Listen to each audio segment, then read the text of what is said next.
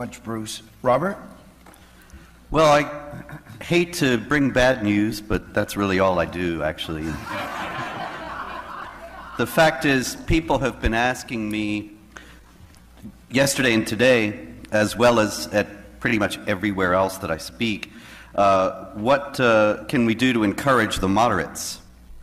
And I've got to tell you that there are moderate Muslims, but there is no moderate Islam. That is an unpleasant fact, but it is a fact, and I'll explain.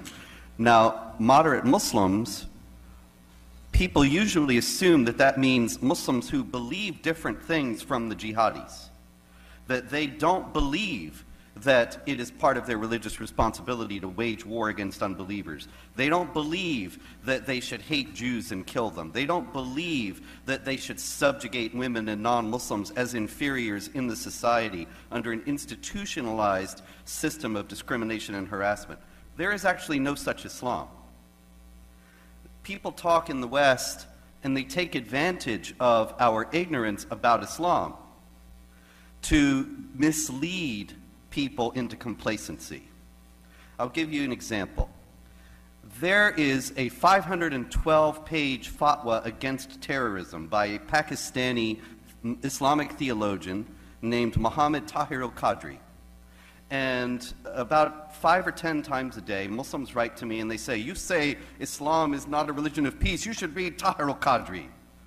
So I did. And luckily, you know, it's the wonders of the internet age, I was able to get a PDF and search it. And so what I did was I searched it for the Quran passages that exhort Muslims to commit violence and wage war against unbelievers. Because if he's really going to be presenting an alternative form of Islam, then it would be just commonsensical, would it not, for him to take up those passages and explain why Muslims should not take them as marching orders today. And I searched for chapter 9, verse 5, slay them wherever you find them. Chapter 4, verse 89, slay them wherever you find them. Chapter 2, verse 191, slay them wherever you find them. Chapter 9, verse 29, fight against the Jews and the Christians until they're subjugated and pay the tax. Chapter 47, verse 4, when you meet the unbelievers, strike at their necks, behead them. And others of that kind. 512 pages, he never mentioned any of those verses. Now, do you understand the implications of that? This is supposed to be a piece saying that terrorism is wrong and Muslims should not engage in it, and he never addressed any of the justifications that the jihad terrorists use to show that what they're doing is Islamically correct. That's not a reform kind of Islam. That's not a moderate Islam. That's a big, extensive, elaborate effort to deceive unbelievers and make us ignorant and complacent about the jihad threat. You cannot reform something. You cannot fix a problem without acknowledging that there's a problem, you see. And there is no moderate Islam. There is no version of Islam that does not teach warfare against unbelievers and their subjugation. It's just like this. This does not mean, as Raymond and Bruce were saying, that all Muslims are doing this or all Muslims are even on board with this. But it's just like in the Catholic Church. The Catholic Church teaches, as part of its official teaching from the Pope and so on, contraception is wrong, contraception is immoral, don't contracept. Survey after survey shows that 70, 80, 90% of Catholics use contraception. Now, we would be absolutely wrong, incorrect, to say that, oh, that means that the church doesn't really teach that contraception is wrong. It really does. It's just that most Catholics don't pay attention. Islam really teaches warfare against unbelievers. A lot of Muslims don't pay attention. That's just great. The problem is they have no theological leg to stand on in Islam, and therefore when they're challenged by the jihadis, and even when their children are recruited by the jihadis, they don't have any answer. The thing is, people have a lot of influences in their lives. Many of you have a religion, but you also have other perspectives, other priorities, other beliefs, and all of these things are complicated in everybody's heart and soul and mind.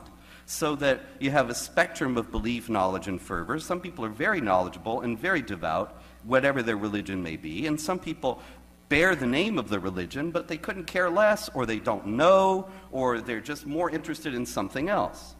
That's what moderate Muslims really are. They are people who just want to live their lives. If you talk about Muslims who are aware that the Quran and the example of Muhammad and Islamic law all teach warfare and conquest and subjugation of unbelievers, and who reject that, and who say that must not be done, you're talking about maybe 5 or 10 people. I mean worldwide, out of 1.6 billion. Zuhdi Jasser and his friends. If you want to talk about actual Muslim reformers, it is exactly that way. But if you want to talk about Muslims who just aren't going to take up arms against us at any time, well, that's millions upon millions of people. The problem is, when the chips are down, where will they side? They will side with the Muslims who are waging war. That is where their allegiance is. They probably won't do anything.